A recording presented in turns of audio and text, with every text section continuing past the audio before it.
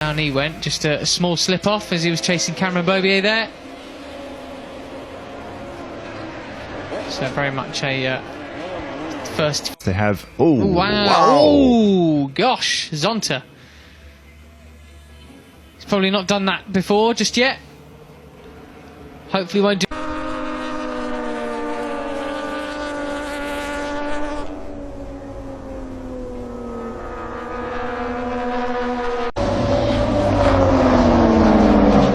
Costa goes down there as well. Goodness me, that was not a pleasant high side for the Moto3 world champion.